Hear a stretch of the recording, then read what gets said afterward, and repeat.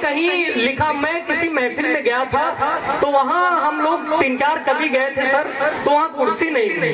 तब घर लौट कर आया तो हमें स्थिति वहाँ की जैसी लगी, तो मैंने लिखा कि शराफत देखकर मेरी मुझे कमजोर मत समझो, कि शराफत देखकर मेरी मुझे कमजोर मत समझो, मुझे देखोगे महफिल में तो मुझको जान पाओगे, मुझे देखोगे महफिल में तो मुझको जान पाओगे। ये सारे कवि अरे गहरे नहीं है, सब बहुत उत्तम लेवल के हैं, सब देश विदेश की यात्राएं करते हैं। सारे कवि कोई ऐसी वैसी चीज नहीं है। कवि क्या है सुनिएगा, पंक्तियां रखता हूँ माँ वीणा पारनी के चरणों में, सुनिएगा 4 पंक्तियां, एक छंद रखता हूँ, सुनिएगा कि आत्मा के रूप में बसे हैं सबके हृदय में, आत्मा के रूप में बसे हैं सबके हृदय में, चरणों का अपने मुझे विदास कीजिए, आत्मा के रूप में बसे हैं सबके हृदय में, चरणों का अपने मुझे विदास कीजिए, तो नहीं कोई लोभ मोह दिल में भरा है छोह, काम क्रोध लोभ से भी मुक्त सांस कीजिए, काम क्रोध लोभ से भी मुक्त सांस कीजिए, और रचता हूँ ऐसा काव्य पाठकों को देगा लाभ।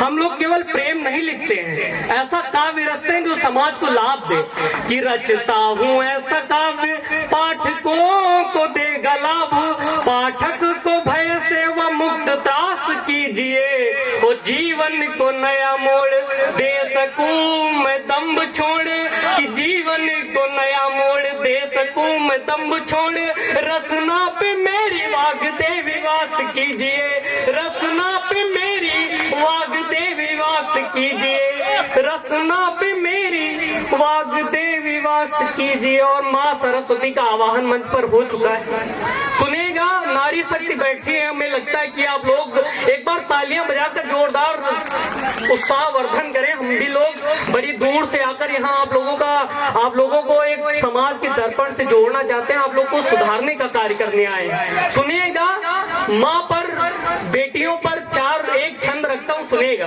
नारी शक्ति जितनी अगर अच्छी लगे तब तालियां बजाइएगा, ऐसे मत बजाइएगा। सुनिएगा कि घर की है लाज बेटी और सर ताज बेटी। आखिर बेटियों का रूप होता क्या है सर? सबने प्रेमिका के रूप बताए, सारे रूप बताए, एक रूप छूट गया बेटियों का। सुनिएगा कि घर की है लाज बेटी और सर ताज बेटी, बेटियों को कोख में तो ऐसे नहीं मारिए, बेटियों को कोख में तो ऐसे नहीं मारिए, देश का है मान बेटी और स्वाभिमान बेटी, कि देश का है मान बेटी और स्वाभिमान बेटी, बेटियों की रक्षा हेतु प्राण तक वारिए, बेटियों की रक्षा हेतु प्राण तक वारिए। वो यदि बात आन पे हो बेटियों के मान पे हो, चीर को बचाने हेतु कृष्ण रूप धारिए, चीर को बचाने हेतु कृष्ण रूप धारिए। और अंतिम पंक्तियों पर आपके हाथ खुले कि चीर को बचाने हेतु कृष्ण रूप धारिए, काम में बटाए हाथ दुख में भी देती साथ, काम में बटाए हाथ दुख में भी देती साथ, बेटियों को मारने की मत विसराइए, बेटियों को मारने की मत विसराइए, बेटियों को मारने की मत विसराइए। और प्रभु श्री राम की यहाँ बात हो रही थी।